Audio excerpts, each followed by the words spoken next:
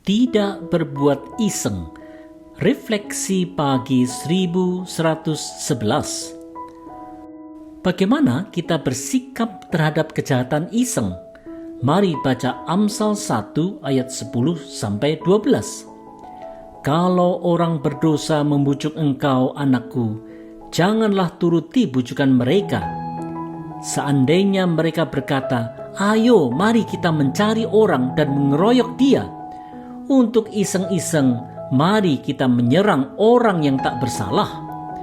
Sekarang mereka hidup senang dan sehat, tapi nanti mereka akan menjadi seperti orang yang setengah mati. Saudara-saudara, berbuat jahat secara iseng merupakan bentuk kejahatan yang dilakukan tanpa pergumulan hati nurani dan tanpa ada sebab tertentu. Ini sering dilakukan hanya demi mengejar kesenangan diri semata. Amsal menasihatkan bahwa orang harus menghindari kejahatan yang sering tidak bermotivasi jahat ini. Saudara-saudara, melakukan kejahatan secara iseng tanpa pergumulan hati nurani sering terjadi secara spontan saja. Sering juga hal ini dilakukan dengan alasan hanya bercanda saja. Kejahatan yang dilakukan tanpa motivasi jahat dan tanpa sebab tertentu itu sering dianggap sepele orang. Justru karena itulah kita harus sangat berhati-hati untuk tidak berbuat iseng yang bisa membuahkan perbuatan jahat bagi sesama manusia. Keisengan haruslah dihindari. Oleh sebab itu, marilah kita selalu mawas diri akan segala perilaku kita dan tidak begitu saja bertindak iseng yang kemudian malah menjadikan itu suatu kejahatan di mata Tuhan dan di mata manusia. Marilah kita belajar mengasihi sesama kita dengan segala tindak tanduk kita. Janganlah berbuat iseng.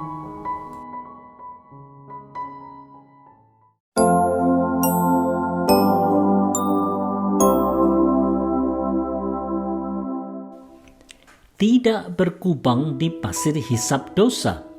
Refleksi pagi 1112. Walaupun sebuah kejahatan diawali dengan keisengan semata, kejahatan itu bisa beranak cucu. Bagaimana bisa? Mari kita lihat Amsal 1 ayat 13-16. Kita ambil barang-barang mereka yang berharga, supaya rumah kita penuh dengan barang rampasan. Mari ikut, nanti hasil curiannya kita bagi rata. Janganlah ikut dengan orang-orang yang demikian, anakku. Jauhilah mereka. Mereka tidak dapat tinggal diam kalau belum berbuat jahat. Mereka ingin cepat-cepat membunuh. Saudara-saudara, karena dosa, kejahatan yang semula hanya iseng semata akan makin berkembang kepada berbagai kejahatan lainnya. Hakikat dosa memang seperti pasir hisap yang makin menyedot dan menenggelamkan orang yang terjerumus ke dalamnya. Saudara-saudara, kejahatan yang semula hanya dilakukan secara iseng saja akan makin menjerumuskan orang kepada kejahatan yang lainnya. Semakin orang mencoba berupaya keluar, semakin ia terhisap masuk lebih dalam, persis seperti orang yang terpelosok ke kubangan pasir hisap. Semakin orang berbuat jahat, ia akan makin terperosok berbuat jahat tatkala ia mencoba menutupi kejahatan yang sebelumnya. Oleh sebab itu, jalan keluar satu-satunya dari pasir hisap dosa adalah datang kepada Tuhan dalam pertobatan. Ingatlah selalu bahwa Yesus Kristus telah mati demi menebus dosa. Oleh sebab itu, cepatlah datang kepada Kristus dalam pertobatan. Hanya di dalam Yesus saja ada pengampunan dosa. Jangan sia-siakan itu.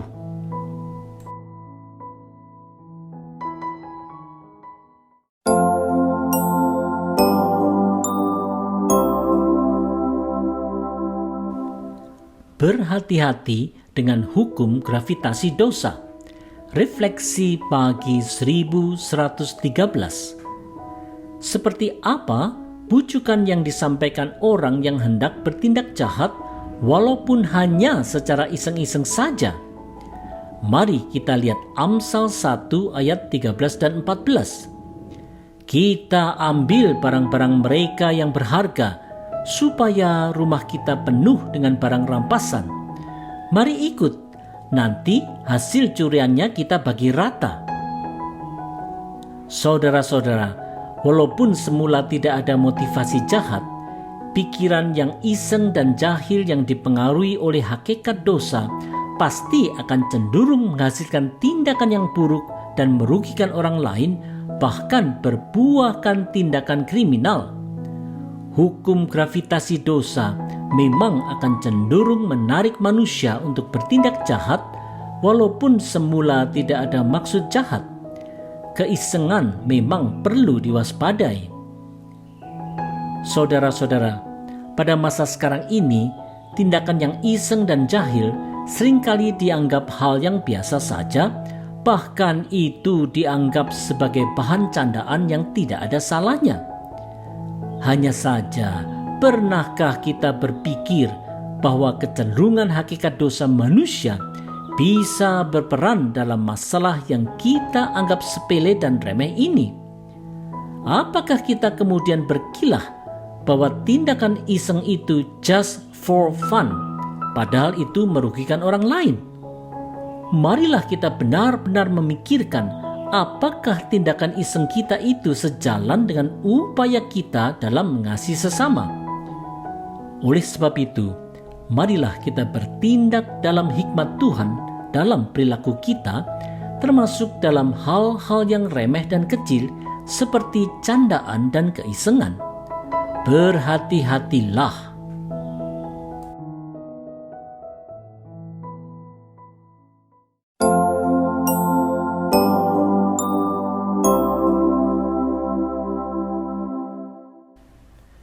Menghindar dari bujukan jahat. Refleksi pagi 1114. Bagaimana sikap kita dalam menanggapi bujukan jahat? Mari dengarkan nasihat dari Amsal 1 ayat 15 dan 16. Janganlah ikut dengan orang-orang yang demikian, anakku. Jauhilah mereka. Mereka tidak dapat tinggal diam kalau belum berbuat jahat. Mereka ingin cepat-cepat membunuh. Saudara-saudara, bujukan orang-orang yang hendak berbuat jahat, baik hanya karena sekedar iseng-iseng saja ataupun karena memang ada dendam atau iri hati, tetaplah harus dijauhi. Walaupun ada iming-iming harta kekayaan yang menggiurkan hati, bujuk rayu orang yang bermaksud untuk merugikan orang lain, siapapun dia, haruslah dihindari. Menghindari yang jahat itu harus diterapkan dengan cara aktif, yaitu dengan melakukan yang baik. Saudara-saudara, sebuah bujukan jahat bisa saja gamblang terlihat jelas, tetapi seringkali bujukan jahat juga bisa tidak terlihat jahat karena diselubungi dengan kata-kata manis dan skenario yang terlihat baik. Suatu yang jahat yang merugikan orang lain memang bisa saja terlihat baik karena kita mendapatkan keuntungan besar darinya tanpa peduli bahwa orang lain akan menderita karenanya. Hal ini bisa terjadi karena ada motivasi iseng dan bercanda saja, tetapi bisa juga karena ada dorongan berbagai nafsu jahat. Ini haruslah dihindari oleh setiap orang percaya. Oleh sebab itu, marilah kita berhikmat dalam mendengarkan setiap bujukan dengan mempertimbangkan apa dampaknya bagi kepentingan orang lain. Bila merugikan, hindarilah itu.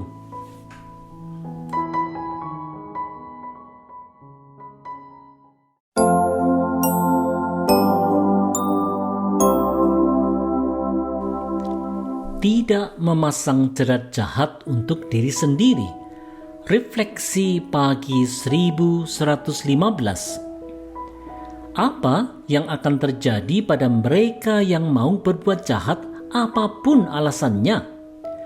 Mari dengar petunjuk Amsal 1 ayat 17-19.